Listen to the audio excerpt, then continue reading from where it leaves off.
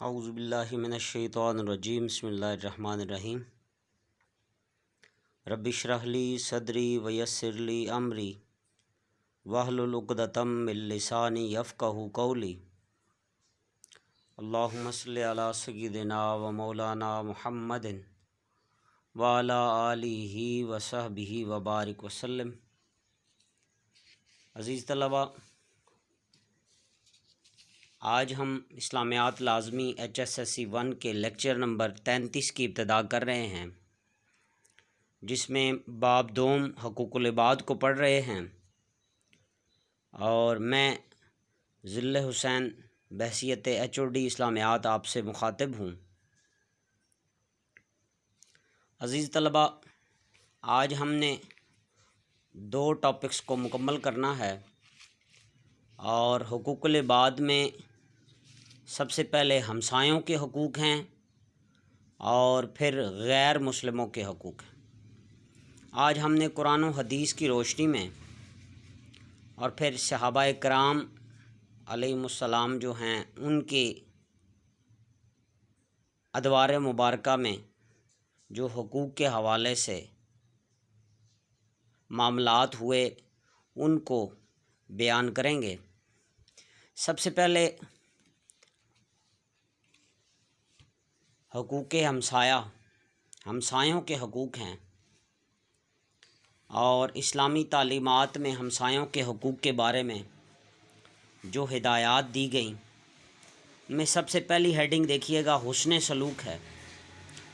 سورہ نساء کی آیت نمبر 36 ہے۔ ارشاد فرمایا اعوذ باللہ من الشیطان الرجیم والجار ذی القربى والجار الجنب والصاحب بالجنب۔ ارشاد فرمایا رشتہ دار، ہمسایہ، اجنبی ہمسایہ اور پہلو کے ہمسایہ کے ساتھ حسن سلوک کے ساتھ پیش آؤ۔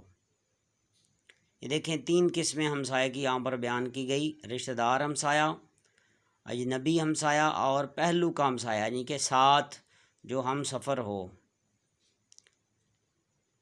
آقا علیہ الصلوۃ والسلام نے بھی ہمسائے کے ساتھ اچھا سلوک کرنے کی تلقین فرمائی۔ آقا علیہ السلام کا ارشاد گرامی دیکھیے، جو شخص اللہ اور یوم آخرت پر ایمان رکھتا ہے اسے چاہیے کہ ہمسائے کے ساتھ حسن سلوک کرے، اچھی صحبت اس کو دینے کی اور اچھا برتاؤ کرنے کی اس کو کیا کی گئی ہے، تلقین کی گئی۔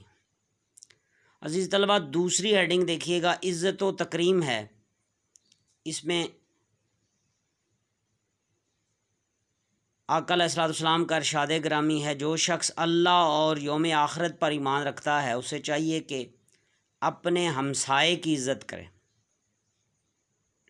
یعنی کہ اس کے حقوق کا خیال رکھا جائے اور عزت و احترام کے ساتھ اس سے معاملات آگے بڑھائے جائیں۔ اور تیسری جو چیز ہے امداد و اعانت کرنا، یعنی کہ اس کی مالی مدد کرنا، جسمانی طور پر ہو یا مالی طور پر ہو، جس حوالے سے بھی ہو، خوشی غمی میں اس کی امداد کرنا، اس کے ساتھ تعاون کرنا۔ اور ویسے بھی قرآن مجید فرقان حمید کا حکم ہے وَتَعَاوَنُوا عَلَى الْبِرِّ وَالتَّقْوَىٰ، یعنی کہ ایک دوسرے کے ساتھ نیکی اور اچھائی کے کاموں میں، تقویٰ کے کاموں میں کیا کرو، تعاون کرو۔ آقا علیہ السلام کا ارشاد گرامی ہے، یہاں تک ارشاد فرمایا کہ جب تم سالن پکاؤ تو اس میں پانی زیادہ ڈال لیا کرو اور اس میں سے ہمسائے کے گھر بھی بیچ دیا کرو۔ اگر ہمسایہ ہماری ضرورت کا خیال نہ رکھے تو وہ کیا ہوگا، گناہ گار ہوگا۔ تو مقصد یہ ہے کہ اس کی ضروریات کو پورا کرنا۔ پھر ارشاد ہے آقا علیہ السلام کا کہ وہ مومن نہیں جو خود تو پیٹ بھر کر کھائے، یعنی کہ سیر ہو کر کھائے، اور اس کا ہمسایہ بھوکا رہے۔ پھر ایک اور ارشاد آقا علیہ السلام کا ارشاد ہے، فرمایا جب تمہارا پڑوسی تجھ سے مدد مانگے تو اس کی مدد کر، اور قرض مانگے تو اس کو قرض دو۔ اب چوتھی ہیڈنگ دیکھیے گا ایذار رسانی سے گریز کرنا، یعنی کہ اس کو تکلیف نہ دینا۔ ہمسایہ کا ایک حق یہ ہے کہ اس کو تکلیف دینے سے گریز کیا جائے۔ آقا علیہ السلام کا ارشاد گرامی ہے، جو شخص خدا اور یوم آخرت پر ایمان رکھتا ہے وہ اپنے پڑوسی کو ایذا نہ دے۔ اور آقا علیہ الصلوۃ والسلام کا ارشاد گرامی ہے کہ ہمسائے کو ستانے والا اور تکلیف دینے والا جہنم میں جائے گا۔ اب یہ مشہور بات ہے کہ ایک پڑوسی جو ہے وہ دوسرے کو بڑا تنگ کرتا تھا، اور یہ بیچارہ اس سے تنگ آ چکا تھا اس کے معاملات سے، تو آخر کار جو وقت کے امیر تھے یا حکمران تھے، مسلمان حکمران، انہوں نے، خلیفہ تھے، انہوں نے کہا بھائی کہ تم ایسے کرو، گھر کا سارا سامان نکال کر باہر رکھ دو، اپنے گھر کے باہر رکھ دو، جو بھی آئے پوچھے کہ کیا بات ہے تو کہنا بھائی یہاں سے جا رہا ہوں، ہمسایہ بہت زیادہ تنگ کرتا ہے۔ اب ایسے ہی کیا گیا، سامان اٹھا کر باہر رکھا گیا۔ اب جب باہر رکھ دیا تو ہر آنے جانے والا پوچھ رہا ہے جی کیا ہوا صاحب، کیا ہوا صاحب، کیا ہوا؟ بتایا گیا جی کہ ہمسایہ ایسا ہے ویسا ہے، تنگ کرتا ہے، جس کی وجہ سے بس مکان چھوڑ کر جا رہے ہیں۔ ہر آنے جانے والے نے لان تان کی، اور حتیٰ کہ جب وہ جو تنگ کرنے والا ہمسایہ تھا، ایذا رسانی دینے والا ہمسایہ تھا، اس نے آ کر ہاتھ باندھے اور کہا میں آپ کا سامان خود اٹھا کر آپ کے گھر میں رکھتا ہوں، خدا کا نام ہے کہ آئندہ کے بعد میں آپ کو تنگ نہیں کروں گا۔ مقصد یہ ہوا کہ اس مثال کے ذریعے بھی بات ہمیں یہ سمجھ آئی کہ پڑوسی کو تکلیف نہیں دینی چاہیے، ہمسائے کو تکلیف نہیں دینی چاہیے۔ ایک حدیث پاک کے اندر آتا ہے جس کا خلاصہ یہ ہے کہ آقا علیہ السلام نے ارشاد فرمایا کہ جبرائیل امی تشریف لائے اور اتنے ہمسائے کے حقوق بیان کیے گئے کہ مجھے یہ گمان ہونے لگا کہ کہیں اس کو وراثت میں ہی حق نہ دے دیا جائے۔ اللہ اکبر! دیکھیے عزیز طلبہ کہ کس قدر ہمسائے کے اور پڑوسی کے حقوق کو کیا کیا گیا، بیان کیا گیا۔ اور ہمسایہ اور پڑوسی کیا ہے؟ فرمایا دائیں بائیں آگے پیچھے 40 گھر جو ہیں یہ ہمسائے میں شامل ہے، پڑوسیوں میں شامل ہے۔ ان کے حقوق کا خیال رکھنا ہمارے لیے بہت ضروری ہے۔ تحفظ مال و عزت، یعنی کہ اس کے مال اور عزت کی کیا کرنا؟ حفاظت کرنا۔ تحفے تحائف دینا، آپس میں وقتاً فوقتاً تحفے دینا، یہ بھی آقا علیہ السلام کا ارشاد ہے کہ اگر تو میوہ یا پھل لائے اور استطاعت ہو تو ہمسائے کے گھر بھی بیچ دے، اور نہیں بیچ سکتا تو پوشیدہ رکھ، تیرے بچے اس پھل کو باہر لے کر نہ جائیں تاکہ ہمسائے کے بچوں کو تکلیف نہ ہو۔ اللہ اکبر! دیکھیں اس قدر کہ دل آزاری سے کیا کیا گیا؟ محفوظ رکھا گیا، بچایا گیا۔ پھر ایذا رسانی پر صبر کرنا، یعنی کہ اگر کوئی ایذا بھی دے رہا ہے، تکلیف بھی دے رہا ہے تو اس کے اوپر کیا کی جائے؟ صبر کیا جائے۔ تو یہ آقا علیہ الصلوۃ والسلام، ایک صحابی نے اپنے پڑوسی کی شکایت کی تو 3 مرتبہ آپ صلی اللہ علیہ وسلم نے اس سے یہی فرمایا صبر کرو، 4تھی دفعہ فرمایا کہ گھر سے منتقل ہونے کی صورت کرو۔ یہ دیکھیں میں نے وہ ہمسایہ بتایا تو یہ حدیث پاک میں نے آپ کو وہ ایک مثال دی تو یہ روایت آ گئی باقاعدہ، اس پر وہ ہمسایہ شرمندہ ہوا اور اس نے وعدہ کیا کہ وہ آئندہ کبھی بھی اپنے ہمسائے کو تنگ نہیں کرے گا۔ تو یہاں پر عزیز طلبہ ہمسائے کے حقوق کو بیان کیا گیا۔ نیکی کی تلقین کی جائے، نماز کے لیے خود جاتا ہے تو ہمسائے کو بھی تلقین کی جائے، غمی اور خوشی میں شرکت کی جائے، اور پھر اس کی پردہ پوشی رکھی جائے، کیونکہ ہمسایہ جو ہوتا ہے ہر اچھائی اور برائی کو جانتا ہے دوسرے ہمسائے کی، تو لہٰذا پردہ پوشی بہت ضروری ہے۔ آگے عزیز طلبہ غیر مسلموں کے حقوق ہیں، اور جہاں مسلمانوں کے حقوق کو بجا لانے کی تاکید کی گئی ہے وہاں غیر مسلموں کے حقوق کی پاسداری کرنا بھی بہت ضروری ہے، اور اسلامی ریاست ہو انفرادی طور پر یا اجتماعی طور پر ان کے حقوق کا پاس رکھنا بہت ضروری ہے۔ جان و مال اور عزت و آبرو کی حفاظت کرنا۔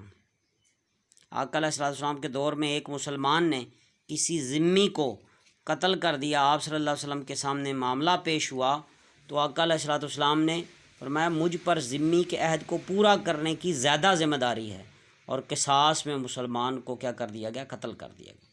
یعنی کہ بے شک ذمی ہے، غیر مسلم ہے، لیکن وہ آپ کے دستے نگر ہے اور آپ کی جو ریاست ہے، ریاست مدینہ میں رہ رہا تھا، تو لہٰذا اس کے حقوق کا بھی تحفظ کرنا آقا علیہ الصلوۃ والسلام نے اپنی ذمہ داری میں شامل رکھا اور ہمیں بھی تاکید کی کہ ہم بھی ذمیوں کے حقوق کو کیا کریں، پورا کریں۔ پھر آقا علیہ الصلوۃ والسلام کا ارشاد گرامی ہے، جس نے کسی ذمی کو قتل کیا وہ جنت کی خوشبو نہیں پائے گا، حالانکہ جنت کی خوشبو 40 سال کی مسافت سے محسوس ہوتی ہے۔ اللہ اکبر۔ تو یہ آپ دیکھ لیجئے کہ آج عالم اسلام کیا، پوری دنیا کے حالات کیا اور ہمارے ملک کے حالات کیا ہیں اس حوالے سے کہ اپنے تو اپنے دوسروں کے حقوق کا تحفظ بھی اسلام نے ہمیں کرنے کی تاکید کی گئی ہے۔ معاہدات کی پابندی، جو معاہدے کیے جائیں، سورہ توبہ کی آیت نمبر 4 ہے، فَأَتِمُّوا إِلَيْهِمْ عَهْدَهُمْ إِلَى مُدَّتِهِمْ، تم ان مشرکین کے معاہدات کی مدت ان کے ساتھ پوری کرو۔ اللہ اکبر۔ یعنی کہ جو معاہدے کیے جائیں ان کو کیا کیا جائے، پورا کیا جائے۔ جیسے صلح حدیبیہ کا معاہدہ ہوا تو حضرت ابو جندل مکہ سے مدینہ آئے، یعنی کہ حدیبیہ کے مقام پر آئے، لیکن آقا علیہ السلام نے فرمایا کہ اب کیونکہ شکیں طے پا چکی ہیں، معاہدہ ہو چکا ہے، ابو جندر حضرت ابو بصیر بھی تھے ساتھ، ان کو کہا کہ وہ واپس مکے چلے جائیں، جب مناسب وقت ہوا تو اس کے بعد پھر واپس آ سکتے ہیں۔ تو یہ ضروریات زندگی کی فراہمی، اسی معاہدات کے حوالے سے یہ جو میں نے آپ کو بک دکھائی تھی، الحقوق الانسانیہ فی الاسلام، دیکھیے اس کے اوپر، معاہدے کے اوپر میں آپ کو تھوڑا سا بتا دیتا ہوں کہ حضرت ابو بکر صدیق رضی اللہ تعالیٰ عنہ، اس بک کے اندر تفصیل کے ساتھ حقوق کو بیان کیا گیا۔ یہ جو پورا چیپٹر آپ نے پڑھا ہے، اگر آپ کس کی مزید بہت زیادہ تفصیل جاننا چاہتے ہیں تو آپ کسی مکتبے سے، بک سینٹر سے اس بک کو لے کر تفصیل کے ساتھ اس سوال کو، حقوق العباد کے خاص طور پر جو چیپٹر ہے، اس کو تیار کر سکتے ہیں۔ تو میں صرف آپ کو کچھ چیزیں یہاں سے پڑھ کے بتا دیتا ہوں معاہدے کے حوالے سے، کہ حضرت ابو بکر صدیق رضی اللہ تعالیٰ عنہ اور پھر آگے حضرت خالد بن ولید رضی اللہ تعالیٰ عنہ کے دور میں کیا معاہدے کیے گئے غیر مسلموں کے لیے۔ ان کے گرجے اور خانقاہیں منہدم نہیں کی جائیں گی، یعنی کہ تباہ و برباد نہیں کی جائیں گی، ان کو گرایا نہیں جائے گا۔ اور پھر وہ ہماری نماز پنجگانہ کے سما ہر وقت اپنے ناقوس بجا سکتے ہیں، اس پر کوئی پابندی نہیں، یعنی کہ وہ اپنی عبادت کے وقت جو گھنٹیاں بجاتے ہیں اس کی بات کی گئی ہے۔ وہ اپنی عید پر صلیب نکال سکتے ہیں۔ مسلمان مسافر کی 3 دن ضیافت کریں اور وقت پڑنے پر مسلمانوں کی جان و مال کی نگہداشت کریں۔ تو یہ آگے جتنے بھی معاملات ہیں اس کو تفصیل کے ساتھ اس بک کے اندر کیا کیا گیا ہے، بیان کیا گیا ہے۔ اس کو آپ لے کر پڑھ سکتے ہیں، لیکن وقت مختصر ہے، لہٰذا میں صرف آپ کے جو سلیبس کے حوالے سے بک ہے اسی پر کیا کر رہا ہوں، کنسنٹریٹ کر رہا ہوں۔ ضروریات زندگی کی فراہمی، یعنی کہ جس طریقے سے باقی شہریوں کے حقوق کا خیال رکھا جاتا ہے، اسی طرح ان کی ضروریات کو بھی کیا کیا جائے، پورا کیا جائے۔ حضرت عمر رضی اللہ تعالیٰ نے ایک بوڑھے غیر مسلم کو بھیک مانگتے ہوئے دیکھا تو بیت المال سے اس کا وظیفہ مقرر کر دیا اور فرمایا، خدا کی قسم یہ انصاف نہیں ہے کہ ہم ان کی جوانی سے تو فائدہ اٹھائیں اور بڑھاپے میں ان کو کیا کریں، چھوڑ دیں۔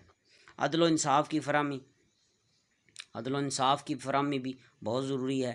اکثر و بیشتر عزیز طلبہ اب معاملات اس طرح کے ہیں، ٹھیک ہے، کہ جہاں پر ختم نبوت کا معاملہ ہے، نبی علیہ الصلوۃ والسلام کی آقا علیہ الصلوۃ والسلام کی ناموس ہے، لیکن معاملات ایسے بھی ہوتے ہیں کیونکہ قانون جو ہے نا وہ اس کی فراہمی نہیں ہے اور عدل و انصاف کی فراہمی ہمارے معاشرے سے مفقود ہوتی جا رہی ہے، لہٰذا اب جو جس کو چاہے وہ اس کے اوپر بلیم لگا کر گستاخی کا تو اس کو ایٹ دا اسپاٹ کیا کر دیا جاتا ہے، قتل کر دیا جاتا ہے، ماورائے عدالت قتل جس کو کہا جاتا ہے۔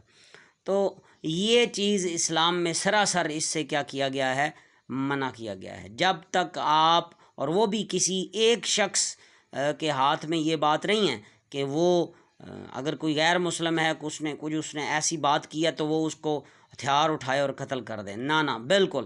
اگر ریاست موجود ہے، اس کے قوانین موجود ہیں، تو پھر ضروری ہوگا کہ اس کو ریاست کے حوالے کیا جائے، مقدمہ چلے گا اور مقدمے کے بعد پھر جو فیصلہ ہوگا اس کو اس کے مطابق سزا دی جائے گی۔ اب یہ حکمرانوں کے اوپر ہے کہ وہ کس قدر قانون کی تیزی سے فراہمی کرتے ہیں، لہٰذا اب قانون کو اپنے ہاتھ میں نہیں لیا جائے گا۔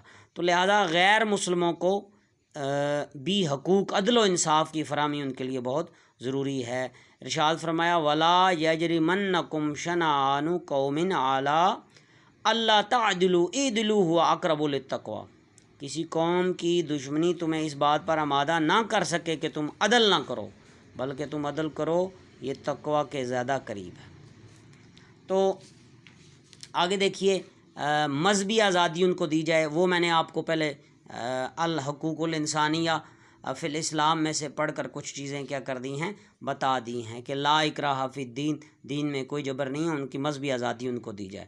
معاشرتی حقوق ان کو دی جائیں، تعلیم ہے، افزان صحت کے حصول ہیں، اور روزگار کی فراہمی ہے، تجارتی معاہدات ہیں، رہائش اختیار کرنا ہے، اور ملکیتی جائیدادیں ہیں، سارے معاشرتی حقوق ان کو اسی طرح دیے جائیں گے جس طرح مسلمانوں کو دیے جاتے ہیں۔ پھر آگے سیاسی حقوق کی بات کی گئی ہے کہ حسب استعداد اور قابلیت غیر مسلم شہریوں کو بھی اعلیٰ عہدوں پر تعیناتی کا کیا دیا جائے گا، حق دیا جائے گا۔ تو عزیز طلبہ، یہ آپ نے دیکھا کہ غیر مسلموں کو ان کے حقوق کی بھی ان کی حقوق کی پاسداری کرنا جو ہے وہ اسلام نے اس کا کیا دیا ہے، حکم دیا ہے۔ امید ہے کہ آپ یہ جو میں نے ہیڈنگز دی ہیں، ان ہیڈنگز کے تناظر میں قرآن اور حدیث کے دلائل کو ازبر کریں گے، یاد کریں گے، اور کوشش کریں کہ اس کو لکھ کر تیار کیا کریں۔ جو چیز ایک دفعہ قلم کے نیچے سے گزر جاتی ہے وہ کبھی بھولتی نہیں ہے۔ بہتر انداز میں، مزید بہتر انداز میں اس لیکچر کو، اس ٹاپک کو تیار کریں۔ السلام علیکم ورحمۃ اللہ وبرکاتہ۔